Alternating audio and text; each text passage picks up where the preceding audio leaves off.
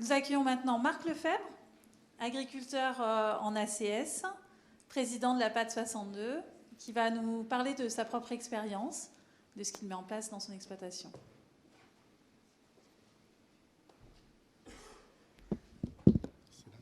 Est-ce que tu as la petite télécommande? Oui, c'est ça. C'est okay. Parfait. Très bien. Je ne sais pas si ça marche bien. Bon, Sophie, c'était pour toi. Oh, c'est compliqué de passer derrière voilà, les deux intervenants précédents. Écoutez, je vais quand même essayer de faire au mieux. C'est pas mon métier, donc voilà, vous serez s'il vous plaît un petit peu indulgent, voilà. Alors moi, je suis effectivement, je suis l'agriculteur et quand on regarde et quand on écoute un petit peu tout ce qui vient de se dire, et on se dirait, enfin quelqu'un qui voudrait s'installer pourrait dire, et moi alors, comment je fais avec tout ça maintenant? Voilà. Eh bien, c'est un petit peu ça que je vais essayer de vous raconter.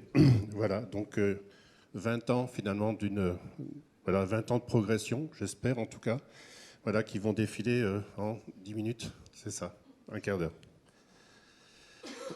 Donc, pour vous situer l'exploitation, alors on est un peu plus au nord que M. Sartou, voilà, près de Calais, juste à côté de Calais. On est donc à la limite entre les plaines de Flandre, le plat pays, qui va depuis chez nous jusqu'au Danemark, quasiment, et puis donc à la limite de cette unité-là, et donc ensuite ce qu'on appelle la boutonnière du Boulonnais, donc les premières collines de l'Artois. Alors vous verrez que c'est quand même assez important finalement cette localisation-là par rapport à tout ce qui a été mis en place sur l'exploitation.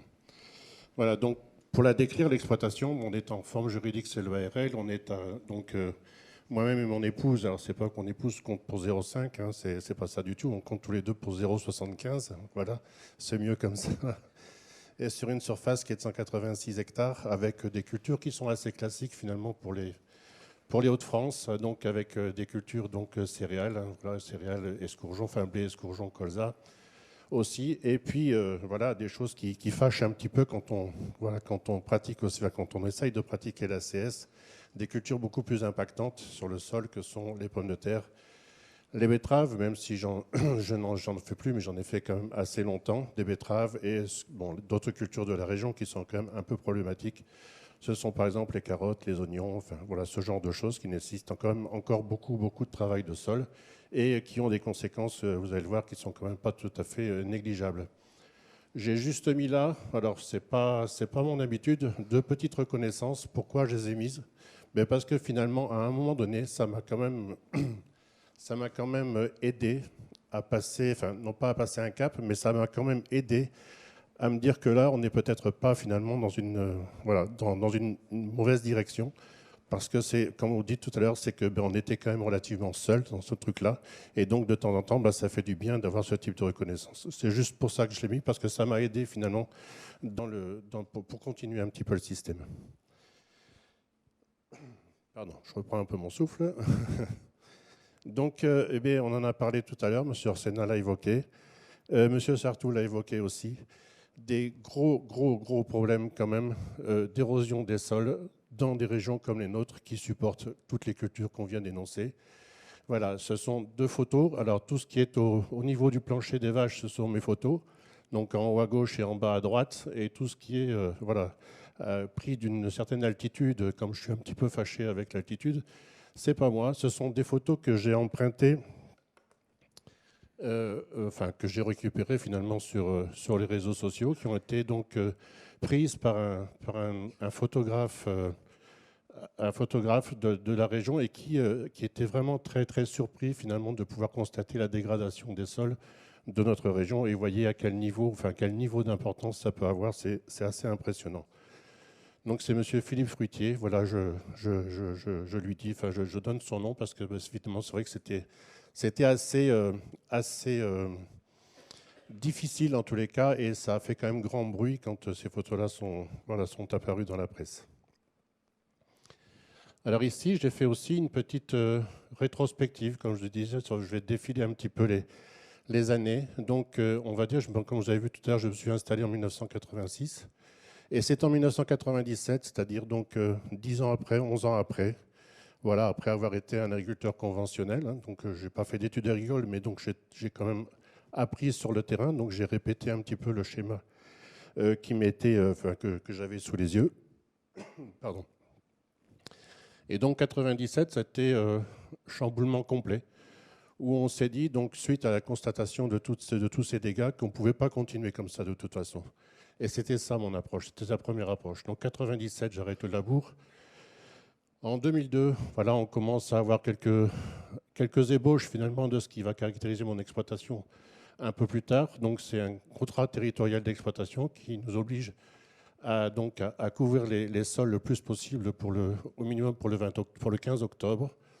Ensuite, donc en 2003, il y avait donc la signature d'une convention avec le projet, voilà, un projet qui s'est appelé Ararat. Ça, c'était la trouvaille, en tous les cas, du maire de notre village.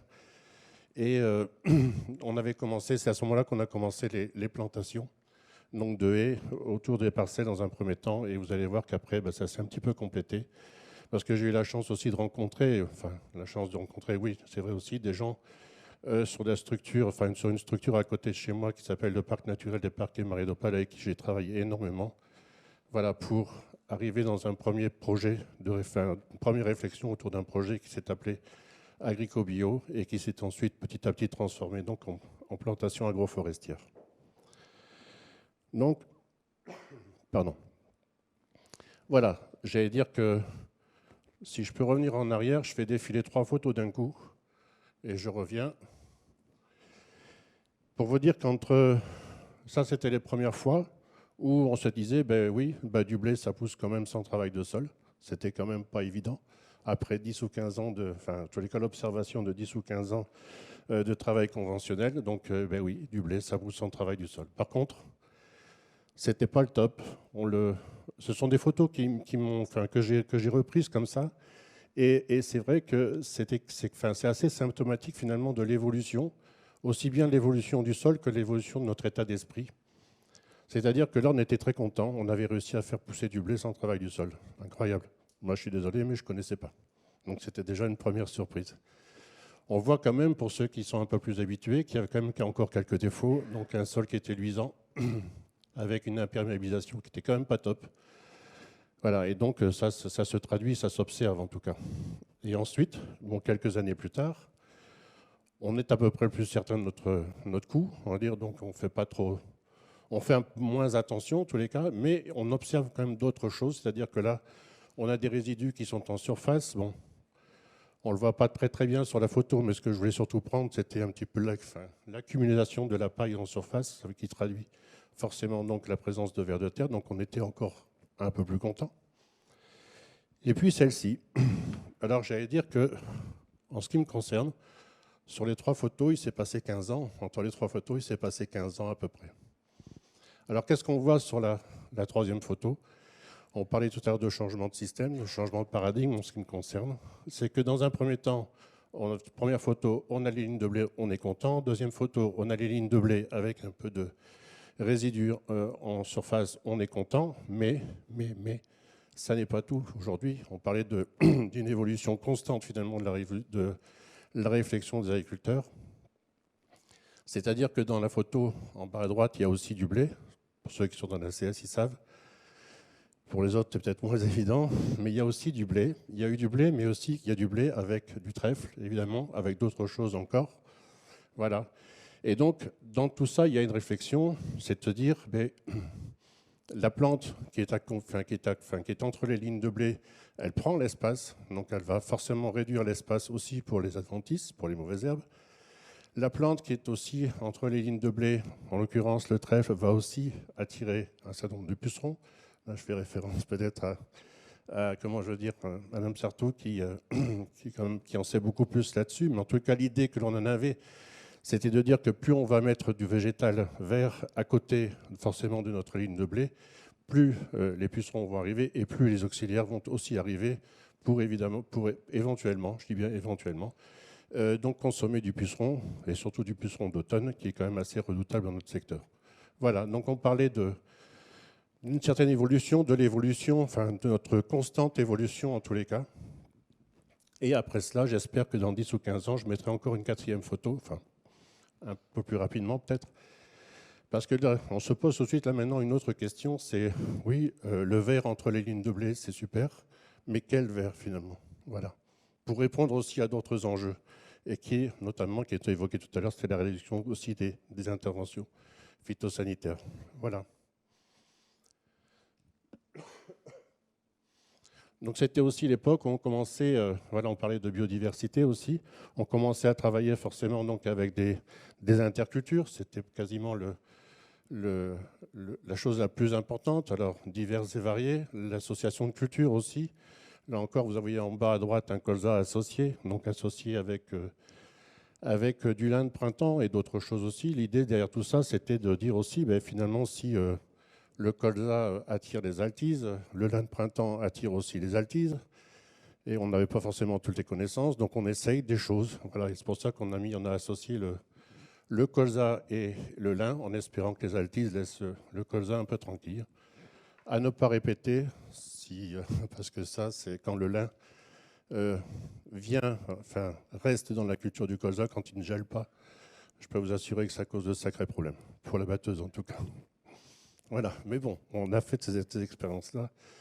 Et voilà, ça sert aussi donc à essuyer les plâtres. Alors j'allais dire ici, l'idée c'était de dire, ben, voilà, on utilise un nombre de choses, on utilise du matériel. En l'occurrence, ici à la maison, c'est souvent du rouge, mais j'allais quasiment dire que la couleur le plus importante sur ces photos-là, c'est pas le rouge, mais c'est bien le vert qui est derrière. Voilà, c'est ça en tous les cas. Si on a compris, commence à comprendre un certain nombre de choses, c'est au moins celle-ci. Voilà. Alors là, c'est vrai que je ne peux pas parler de mon exploitation sans évoquer différents programmes de recherche, voilà, que l'on a initiés.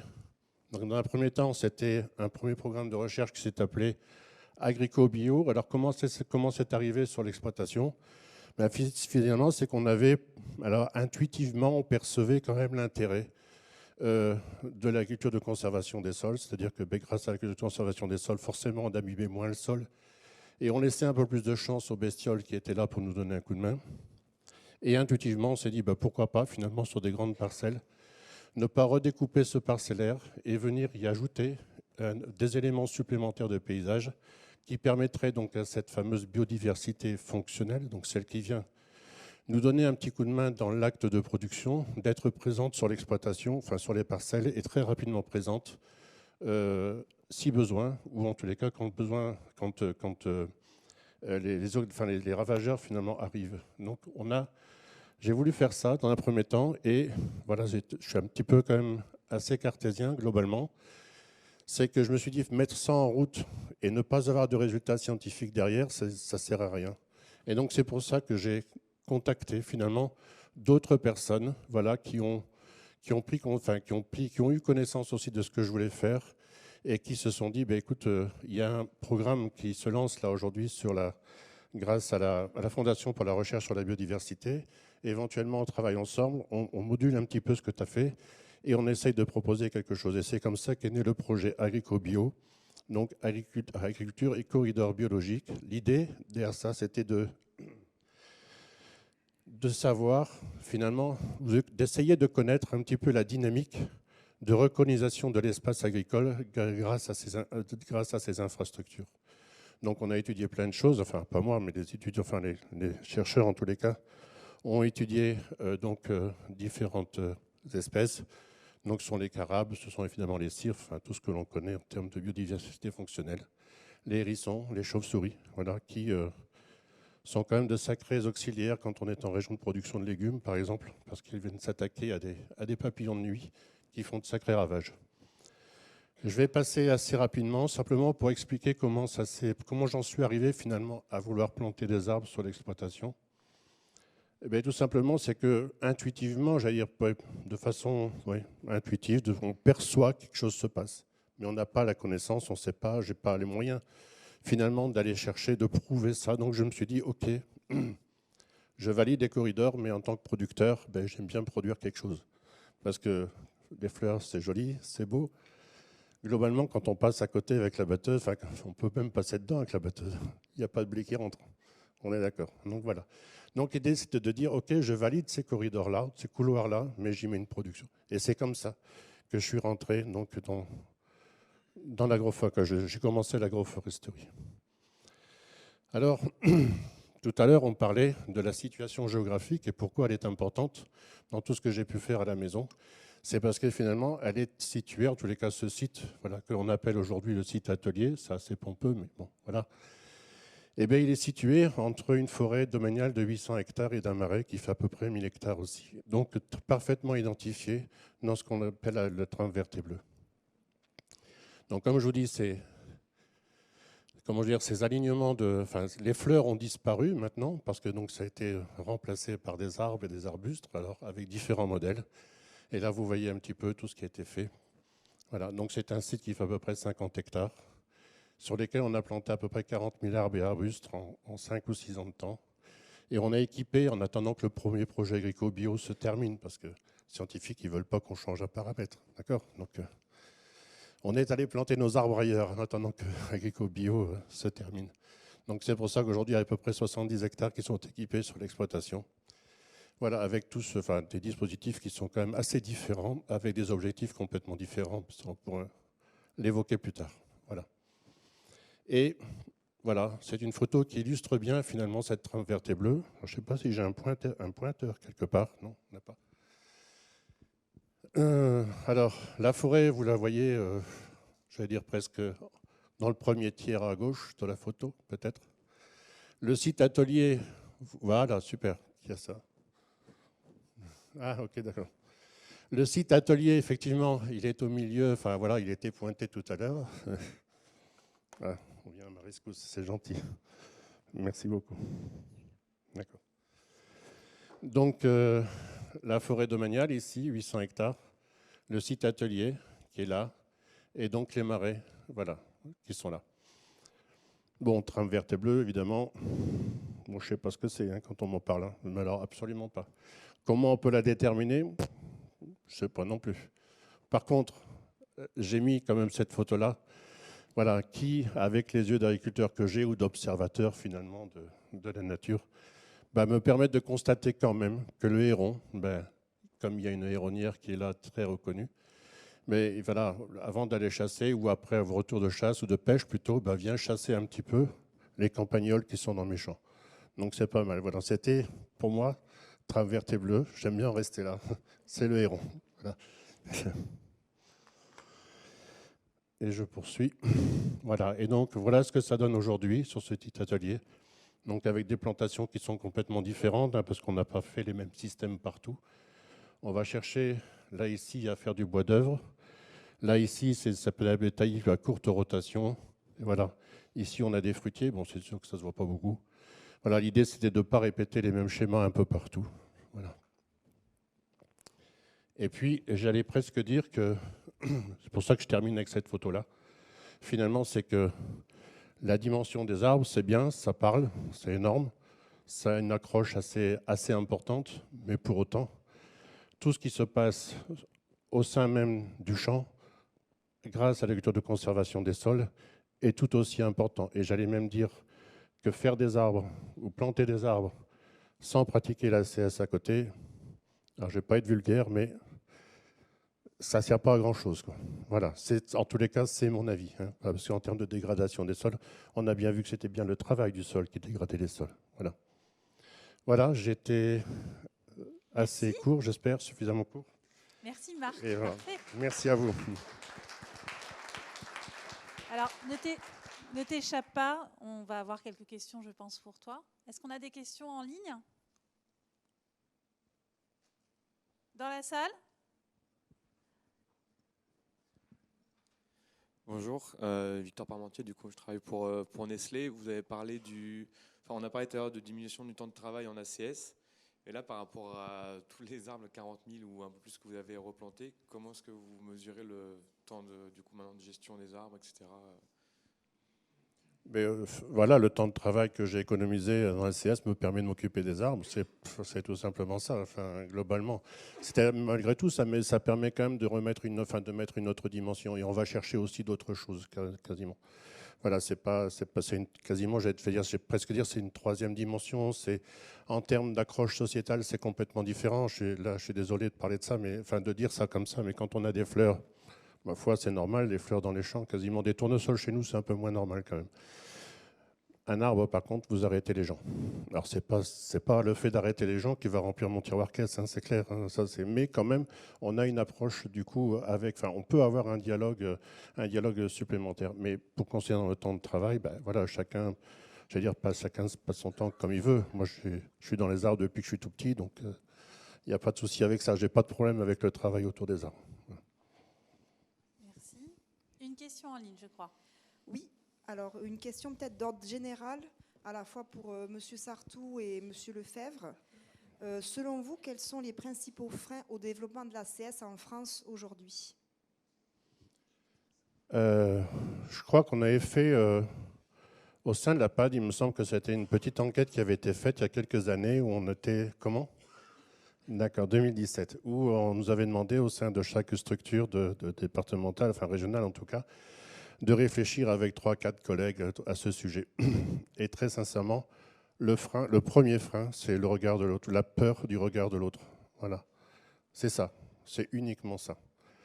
Après, il y a le regard de l'autre. Il y a aussi donc l'environnement familial. Donc, quand il y a des parents, grands-parents qui sont toujours en activité sur l'exploitation, parfois, enfin ça a été mon cas, je veux dire, j'ai aucun souci avec ça. Hein. Papa, il m'a dit, vends-la, ta charrue, ça ne sert à rien. Donc voilà. Dans d'autres fermes, ça ne se passe pas comme ça. C'est-à-dire qu'il y a l'environnement familial qui est très important aussi. Mais le premier frein, c'est le regard des autres. On est quand même une profession qui est hyper exposée, surtout aux yeux de nos pairs. Et Dieu sait si ça peut être pesant et parfois très violent. Voilà. Est-ce que Jean-Pierre...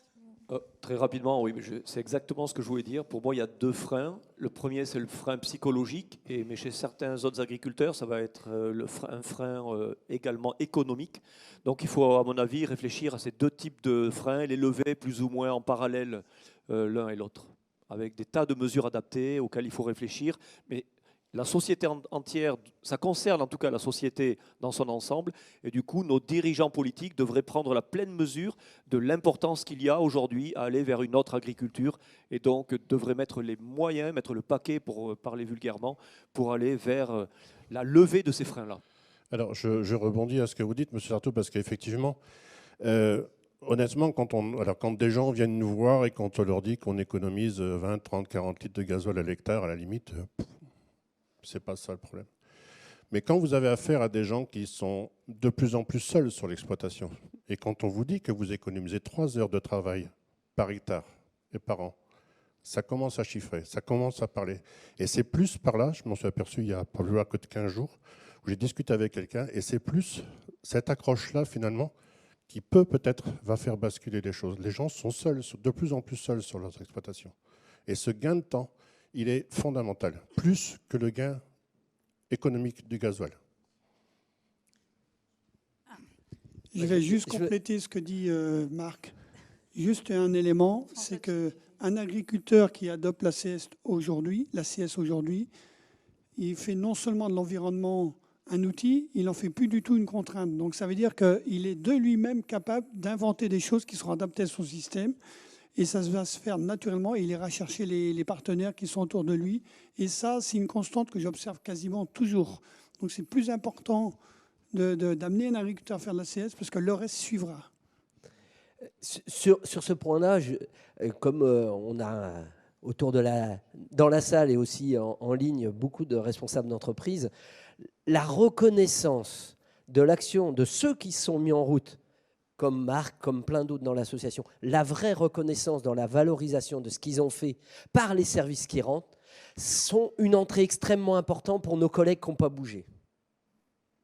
Il y a la notion de temps, mais il y a aussi la notion de reconnaissance réelle de la part des décideurs publics, donc des politiques publiques adaptées qui ne changent pas tous les jours, qui donnent de la perspective, mais aussi de la part des entreprises qui sont partenaires directs ou qui sont partenaires indirects. Des entreprises qui n'ont pas forcément à voir directement avec l'agriculture, mais par leurs gestes, leur reconnaissance des services rendus, ça donne du sens à nos collègues quand ils nous regardent faire. C'est un des éléments qui, à mon avis, sera le plus puissant pour faire la transformation qu'il faut, par la reconnaissance de ceux qui sont mis en route. Et c'est le travail qu'on essaye de porter, vous le voyez aujourd'hui, mais au sein de l'ensemble des réseaux d'agriculteurs partout en France.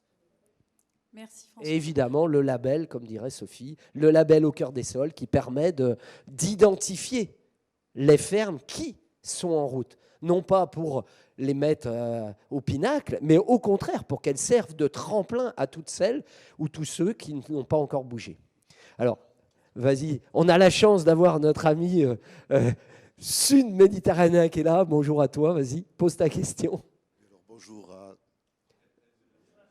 bonjour à tout le monde et merci pour l'invitation. Alors moi, je suis agriculteur en Tunisie et nous, on a adopté dans notre organisation qui s'appelle aussi la PAD, qui a été créée en 2006. Donc nous, le principal problème pour l'adoption de l'agriculture de conservation, ce sont les tracteurs. Pourquoi? Parce que pour pouvoir semer avec un semoir de semi-direct comme les semi-auto qui existent chez nous en Tunisie, il faudrait avoir un tracteur qui fait au moins 120, 140 chevaux. Et chez nous, généralement, ce sont des petits agriculteurs et la moyenne, si vous voulez, c'est 90 chevaux. Donc c'est un très très gros problème. Donc on a demandé un tout petit peu à l'État de voir comment pouvoir nous aider. Et heureusement, aujourd'hui, l'État aide à raison de 50%. Quand vous achetez du matériel agricole, l'État vous aide à raison de 50%. Mais chez nous, il y a un autre problème qui fait que l'agriculture de conservation ne fonctionne pas, ce sont les moutons. Donc on n'arrive pas à s'en débarrasser, on n'arrive pas à garder nos couverts et c'est un très gros problème parce que c'est comme chez vous, il y a je ne sais pas combien d'années, je ne sais pas comment on appelle ça, j'ai pas le glanage, voilà.